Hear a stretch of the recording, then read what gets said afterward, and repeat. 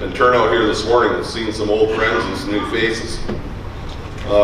Last fall, APAS had elections for our representatives, and so I'd like to recognize our new reps, and we also have some new members here as well. So if you're new to APAS, please stand up and give a wave.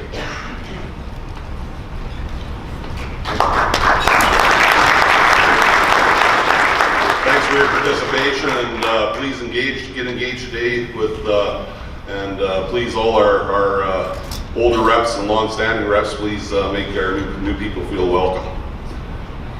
We're very glad you made the choice to join our organization, and we hope your introduction to APAS and our policy work will be worthwhile, and we hope that you engage in the policy work too. Please put up your hand and talk, and this is a grassroots organization, and we need everybody to participate. For the next 2 days, we have the opportunity to learn from our speakers and presenters, to discuss important issues as a group, and maybe most importantly, think about what we need to know as a policy organization. What questions should we be asking, and what information would help develop our understanding so we can represent Saskatchewan producers and present meaningful solutions to decision makers. At this policy conference, we won't be discussing resolutions. We won't be dealing with many internal business reports or electing officers. This conference is a chance to look at our priorities and explore some future directions and discussions. Today we have a public session to discuss the issues around carbon pricing and climate change policy, and build on our discussions that we have had since our July 2017 Carbon Summit. Many things have changed over the last year and a half. Yesterday, the federal government imposed their backstop carbon tax on provinces that didn't have their own carbon pricing scheme. Less than 2 months ago, APAS was at the Saskatchewan Court of Appeal as an intervener in the carbon tax reference case. That was an expensive project. With legal fees totaling over $54,000, that's a major commitment, but it was an important investment for our members made on behalf of all Saskatchewan producers. APAS has been very involved in many of the public discussions and consultations around carbon pricing and climate change policy.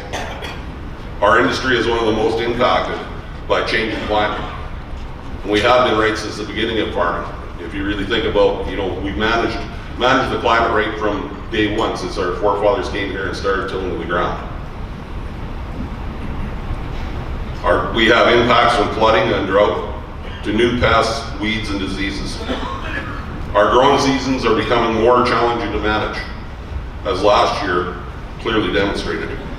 At the same time, our practices on farms and ranches are a key part of managing the carbon cycle. And with better research and new technology, we could do even more. We need politicians and bureaucrats to recognize the existing value of agricultural carbon management and be open to building on that potential. As business operators, we don't set our own prices, and we can't pass along our increased costs to our customers. We are huge exporters, and we are located far from our markets. Our opposition to the federal backstop is not just some knee-jerk reaction. We have very good reasons for our objections, and we have not been shy in expressing our issues at every opportunity. Producers are concerned about the indirect costs of carbon taxation on their farming operations. Even though fuel used on farm is exempt, there are many additional costs that we will have to absorb because we can't pass these costs along in higher prices. These include trucking of crops and livestock, rail freight, heating of barns, grain drying, and production, and increased costs in our inputs like fertilizers, just to name a few. We need policies that don't harm our operations. We need policies that recognize our contributions, and we need policies that allow producers to be part of the shift to new energy resources.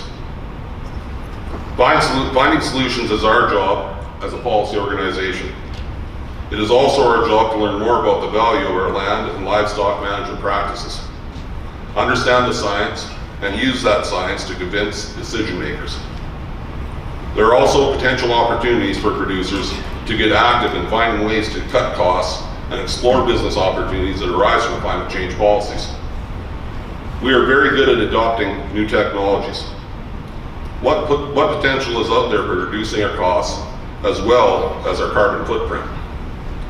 If there is a greatly increased demand for biofuels, how is that going to affect our agricultural markets? When the demand for energy, renewable energy goes up, are farmers and ranchers going to own part of that revenue stream? Or are we going to rent out our land and properties to host these projects? These are all interesting questions, and there are many others that we'll be exploring today. I know we will have a productive and respectful discussions today between our presenters and you, our delegates. Welcome once again to APAS delegates and our guests, and thank you for your attendance.